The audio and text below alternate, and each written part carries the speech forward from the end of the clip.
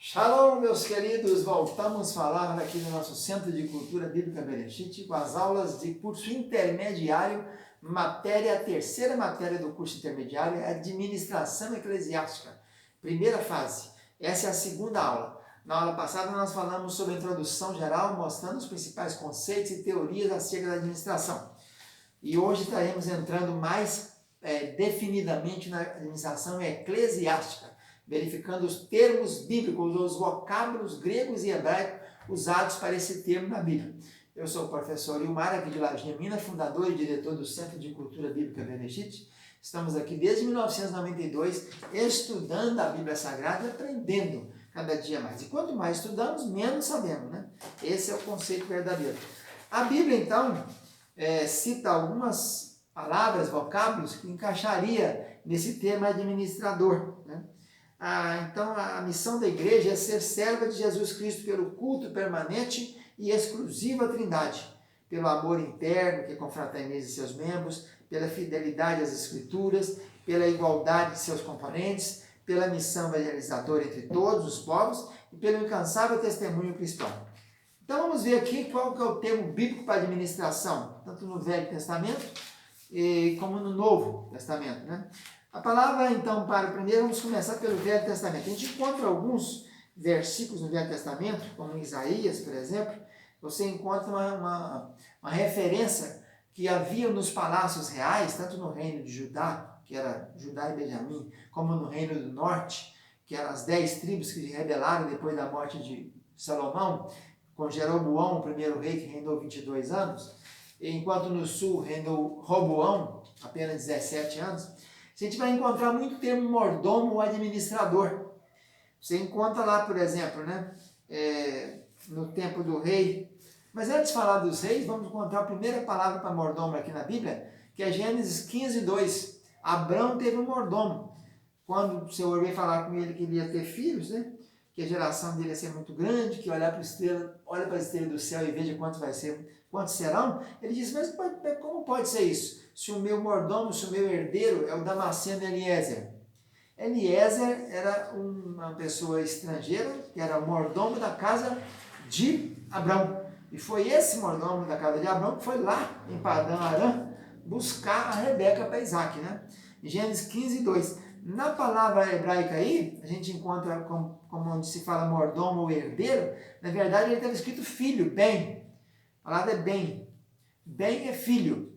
Então aí não dá para fazer um pensamento da palavra, porque na palavra bem é filho não encaixaria aqui. Então a tradução mais correta seria herdeiro mesmo.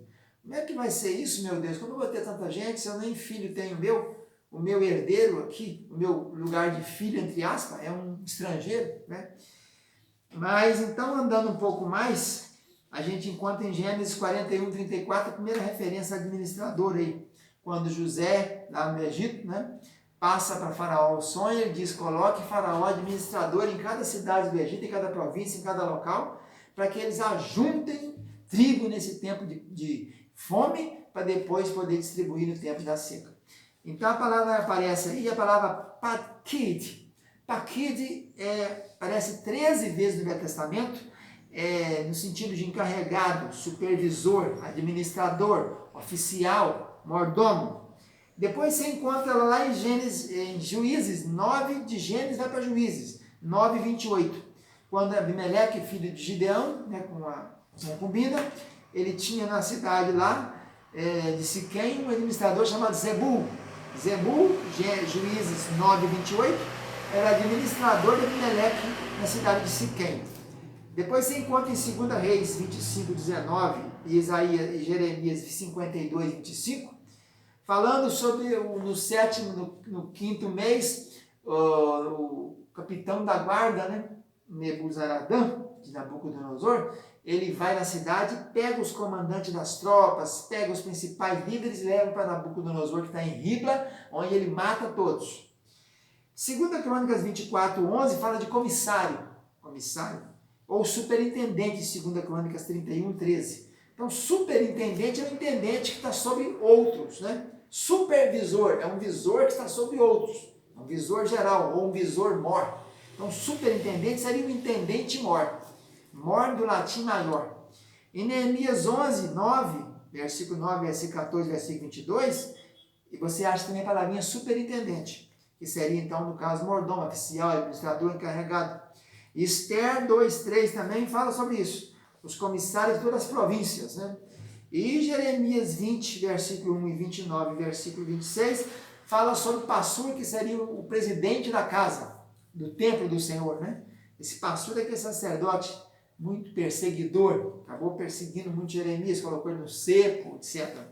Então veja que essa referência é tanto o administrador, é o supervisor, é o intendente, é o superintendente, é o encarregado. Essas são as ocorrências da palavra padik no Velho Testamento. E aparece a palavra também mordomo, que é outro nome, bait. Nesse caso aqui, referência à casa, já começa a se aproximar do grego. Porque no grego a palavra é oikonomos. Oikos que é casa, nomos lei. O administrador é o camarada que tem a lei da casa. Seria assim, literalmente, no grego. Aqui no tema de 1 Reis 4:6, e aí nós vamos referir ao palácio, aos palácios reais, Salomão tinha o seu mordomo chamado Aizar. Aizar aparece lá em 1 Reis 4:6 como mordomo da casa de Salomão. Tem um escrivão, tem um chanceler, tem um cronista e tinha um mordomo geral. E a palavra usada é bait, que é a mesma palavra usada para a Bíblia inteira, 1764 vezes como casa. Já no tempo do rei Elá, que é um rei do norte, o quarto ou quinto rei do norte, depois de filho de Nadab, é o Elá, no reino de Elá o mordomo chamava Arsa. Arsa. Esse era o mordomo de Elá, em 2 Reis 16:9. E a gente também encontra no reino do norte, no rei Acabe, filho de Onri, casado com Jezabel, a rainha filha do rei Etibaal. Esse rei Acabe tinha um mordomo muito temente a Deus, Obadias, que guardou 100 profetas nas covas, 50 e 50. 2 Reis 18:3. Nós encontramos ainda uma outra palavra no Velho Testamento, além dessa bait aí para esses mordomos aí, também citando bait ainda, a gente tem o mordomo lá de Isaías 22:15, Sebna, o mordomo. E a gente encontra ainda também a palavra bait para o mordomo no tempo do rei Ezequias, que era o filho de Ilquias, chamado Eliaquim. Eliaquim era o mordomo do rei Ezequias. E aparece em Isaías 36:3, versículo 22, Isaías 36, versículo 3 e 22, Isaías 37, versículo 2. Então, são palavras referentes a esse nome bait. Outra palavra usada também é a palavra sacan. Sacan é a palavra também usada para mordomo, administrador, encarregado, oficial, intendente, superintendente, supervisor. Essa palavra aparece 10 vezes no Velho Testamento. E está relacionada com esse verbo sacar, quer dizer ser útil, ser benéfico. Então seria um servidor, um cuidador, né? E nós encontramos aí um desses camaradas, seria Asricão. Asricão era o mordomo do rei Acais. No tempo do rei Acais, que é pai de Ezequias, né? Ele era esse oficial que está lá. E foi morto pelo rei de Israel chamado Peca. A palavra aí no original é a palavra Nagid. Nagid, ela aparece como líder, capitão, a maioria das ocorrências, aparece 44 vezes no Velho Testamento, a maioria das ocorrências é príncipe. É príncipe. Então é isso aí, nessa aula de hoje nós procuramos mostrar as ocorrências da palavra administrador, mordomo, encarregado, supervisor, superintendente, intendente, cuidador, servente, no Velho Testamento.